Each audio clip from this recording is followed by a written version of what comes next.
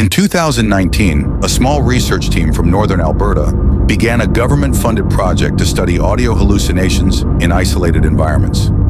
The experiment was simple. Volunteers were placed alone in a soundproof cabin buried beneath the forest floor, monitored for 72 hours. No phones, no clocks, no outside sound. The project was quietly shut down after Subject 14. This is their story. According to official logs, Subject 14 was a 32-year-old wildlife surveyor, mentally stable, no history of hallucinations. On the first day, everything appeared normal. Heart rate steady, clear speech, calm demeanor. At hour 11, Subject 14 reported hearing footsteps. Researchers dismissed it as auditory drift, common in silence. By hour 19, the subject claimed the footsteps were circling the cabin. Thermal cameras showed nothing. At hour 27, the subject whispered something strange into the microphone. "It knows I can hear it now." Researchers asked for clarification. The subject went silent for 6 minutes.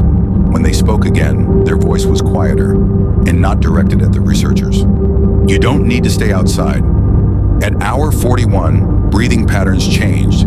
The subject claimed the footsteps were now inside the walls, moving between layers of insulation. Again, nothing appeared on the sensors. At hour 58, Subject 14 asked a question that ended the experiment. "Why do you sound like me?" Audio engineers reviewing the feed noticed something impossible. A 2-second delay. Every time Subject 14 spoke, the same words were repeated back, slightly distorted, before the researchers responded. It wasn't feedback, it was a voice. At hour 63, the subject screamed. The feed cut out for 9 seconds.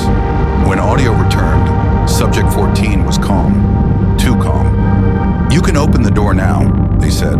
I stepped outside, but surveillance showed the cabin door had never opened. The research team initiated emergency extraction. When they opened the cabin, it was empty.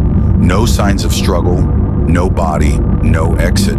Just a recorder, still running. The final sound on the tape is not static, it's breathing. And underneath it, a voice identical to the lead researcher saying, "We're ready to begin." The project was labeled a failure. The cabin was sealed, but the recordings remain classified because the voice at the end doesn't belong to any of the staff. And it's still responding to questions.